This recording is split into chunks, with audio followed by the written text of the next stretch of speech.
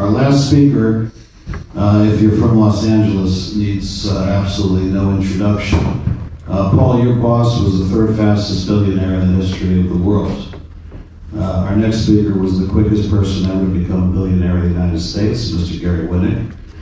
You can look it up on Wikipedia. I certainly did before I did this afternoon. Gary was on the front cover of Forbes magazine many years ago as the wealthiest person here in Los Angeles. And of all the people in the room, and I'm very close to all of you, Gary is not only one of my dearest friends, he's a mentor of mine. He has taught me an awful lot over the last 15 years. Gary and I have spent probably hundreds of hours, which is not an exaggerated number, talking late at night. He would call me sometimes when it would be 1 o'clock, 2 o'clock in the morning here at 10 o'clock, and we would talk for 2-3 hours about life in general, and I had a lot of ideas and plans, and I think Gary would have been one of the greatest presidents of the United States had he done that. He decided to become I guess a serial entrepreneur. He is very charitable. He sits on the board of many companies. A wonderful dear friend. Please give a warm welcome to Mr. Gary Winnick.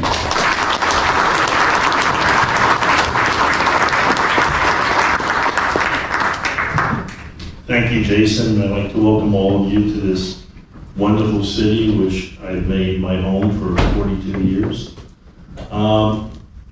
Jason said a lot of wonderful things about me. I'm not sure my wife would support all of the wonderful things that Jason has said, although I am married 49 years, which is a record in LA.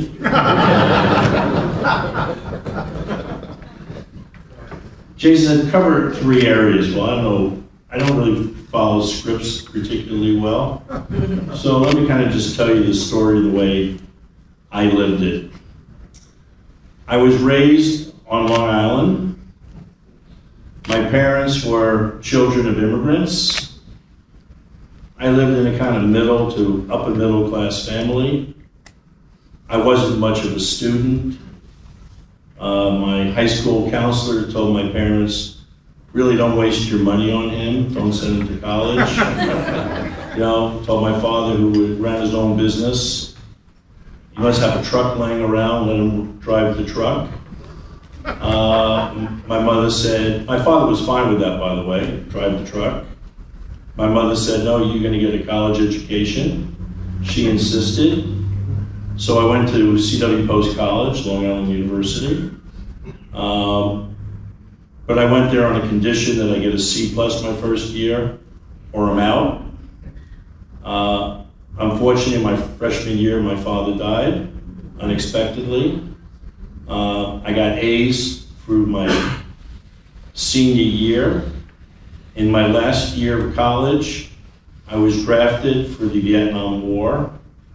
I didn't really want to go to Vietnam, I didn't care for the weather. And I ended up going into the Air National Guard instead. But nevertheless, I did get pulled out of there. I did graduate, however. When I was around 9 or 10 years old, we moved to this little cushy neighborhood called Roslyn, New York, if any of you are familiar with it. And I woke up one morning and it was snowing. And the first thing you did is turn on the radio to make sure, listen for the school closings. And I heard, all Roslyn schools will be closed today. I immediately got dressed. My father was downstairs getting ready to go to work. He worked in Manhattan. He ran a small business. And he said, you and your brother are going to shovel our driveway, because he knew exactly what I was up to. He knew I was going to go out in the neighborhood and round up the other driveways to shovel. And he said, you're going to shovel our driveway first. Well, it was a nasty snowstorm. I'll never forget it. I went outside. My brother was older. And of course, he expected me to do the shoveling while he'd watch. And I walked out onto the street, and luckily for me, coming up the street is a Jeep with a snowplow in front, from probably one of the local gas stations, and I hailed the guy down, and I pulled him over, and I said to him, "How much will you charge me to do my driveway?" And he says to me, $5. I said, "I'll give you $3. And he says, "Okay," and he cleans the driveway, doesn't do curb to curb, but does a pretty good job. In the meantime, I went out, I lived on a cul-de-sac, and there were 10 houses. I went out to all the other houses, and I rounded up all the jobs for $10 a driveway. So I had the guy go and do all the other driveways for $3 a driveway, and I made a $7 spread. So I knew from that point, at age 9 or 10, I don't know exactly what I was at the time, I'm going into finance. Much better choice than physics. So that was part of my journey. I got out of college, went into the military, had a couple of odd jobs, started to recruit, met my wife at the time, started interviewing on Wall Street, and just by happenstance, happened to walk into a retail office for a firm by the name of Drexel Burnham Lambert. And it was actually the only firm I had walked into where I actually met a live person. All the other firms I interviewed, it was all HR offices, it was fill out applications, take aptitude tests, and I met some real people. And they liked me, and they hired me. $260 a week. That was the pay. I said, well, that's a good start. My wife had some income. She was working, she's an artist, and she was a graphic illustrator at an ad agency, and I figured there's a good chance this girl and myself are going to get married, and let's see how it goes. Well, I took the job. I went into a sales training program, became a registered broker. In those days, they called you a stockbroker. Today, they have too many other fancy names. I don't know what they are. In those days, you peddled stocks. I pretty much sucked at it. I wasn't really good. The Dow in those days was trading at 1050, and over the next 18 months went to 550. So no matter what you sold people, by the time it settled, they were down. It was around the same time, I think in April of 1973, they created the CBOE. That looked pretty clever. You sell options against stocks, collect the dividend, you're never going to get called out because the stocks were declining. And then I also started to sell fixed income securities. The big shots in the major trading operation of the firm, which was down on Wall Street, took notice. They called me up and said, "Winnick, come on downtown, we want to meet you. We want you to work on the high-grade trading desk." I said, well, that's an uptake. And in 1975, working at the firm about two and a half years, I went to work in the major institutional trading firm, part of the firm, in sales. Well, 20 feet from where I sat was a small insular group of people. In those days, there were about 10 people. They didn't talk to anybody. They had their lunches brought in, where we had to go out for lunch. Nobody paid for our lunch. We knew they were making a lot of money, but they would never communicate with any of the other people in the group, and that was Mike Milken and his group of people. So I go, I'm 20 feet away from where the action is. I walked over to Mike one day. I said, "Hey, Mike, I'd like to sell some of your product." It was heresy in those days for anyone in any profit center of the firm to sell Mike Milken's product. And I'm just looking to make an income. I've got one kid, another kid on the way. And Mike encouraged me to do it, and I started to sell some of Mike's product. And then in 1978, Mike said to me, "I'm moving my group to LA. Would you like to join us? I thought my heart would pop out of my chest. I went home and told Karen, I said, Karen, how would you like to move to LA? She said, are you crazy? I go, no, we're going to LA.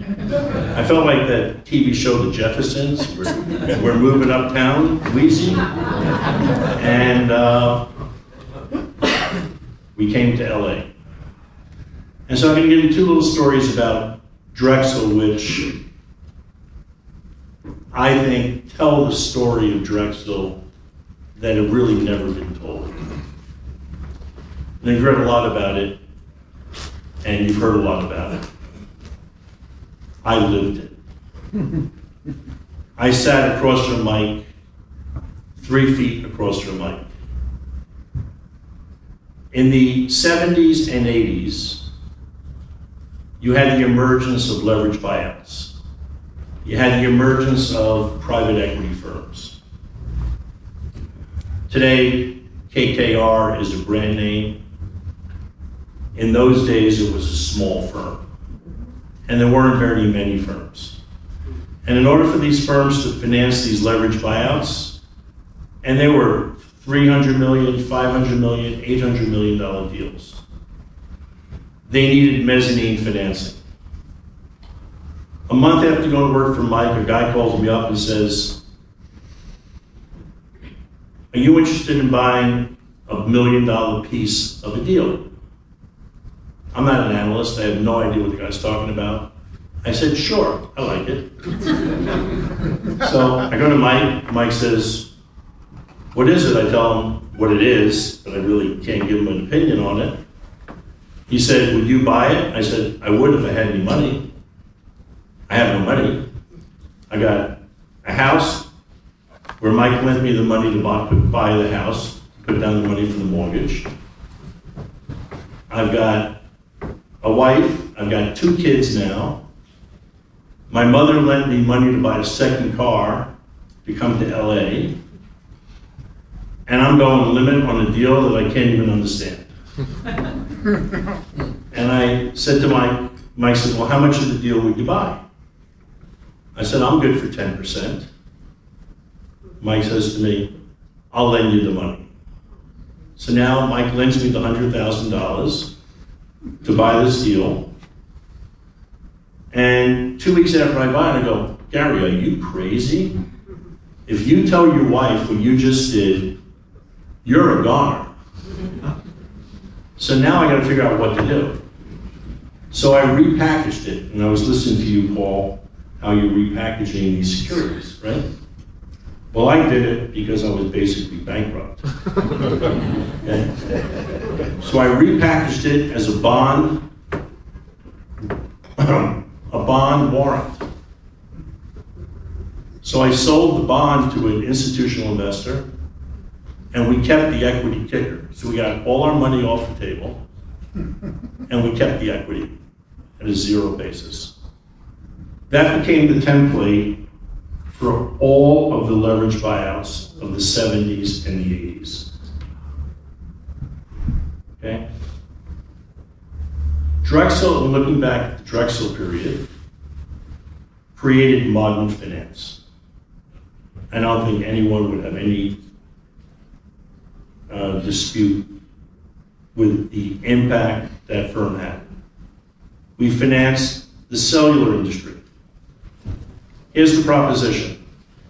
In the late 70s, when the FCC was granting licenses, they granted an A license and a B license. An A license went to an Arbuck, a telephone company, and a B license went to entrepreneurs like all of you in this room. Except the entrepreneurs had 2 issues. They had no money, and they had no cash flow. So how are you going to spend billions of dollars to deploy networks when you have no money to invest and you have no cash flow? We had to create that solution. So we put the cellular industry on the map. The cable industry. John Malone, you know him today as Liberty. Media, and Liberty Cable. Well, John was the second generation of cable. And his proposition was build $1,000 coax cable to your house, generate $19 a month in revenue, and no programming. There was no programming. Where do you find the money? And Steve Wynn. Steve Wynn was the next generation of the casino industry. The first generation was the mob. Las Vegas was built by the mob. And every casino in Las Vegas was given to a mob family from a city across the country to keep peace. When they got run out of town in the 60s and the 70s, the only ones left were their lawyers. And then there was an emergence of a new breed of players. Steve Wynn was that next generation. So here's a funny story how Steve Wynn plays not in only the next generation of gaming and the mega resorts, which we at Drexel financed, but how Steve actually played in the hostile takeover business. And then I'm going to pass this back, and I'll stick around. I'm happy to answer any questions you have. And if you want to talk about telecom and Global Crossing and all that stuff, I'll be happy to. I'm taking a lot of your time, so thank you. So Steve is giving Mike and myself a ride back to LA from New York. We're on Steve's plane, and we're pitching Steve to put $300 million in a hostile takeover for Gulf Oil, circa 1983. I'm gonna have my year off a little bit, but not by much. Steve's sitting on the plane with Clyde Turner, who happened to be his CFO. Steve says, I don't have the money. Clyde says, Steve, you can't responsibly commit $300 million when you don't have it. And Mike says to Steve, if you get called on the money, I'll raise it for you. And Clyde says, well, we're not getting anything for it. I said, Clyde will pay you a point for the commitment. So picture this, we're paying them a point for a commitment of money they don't have, that they're committing $300 million for, so Boone Pickens can tee up Gulf Oil, so Gulf Oil will pay green mail to Boone Pickens and buy them out. That was hostile takeovers of the 80s. Thank you very much.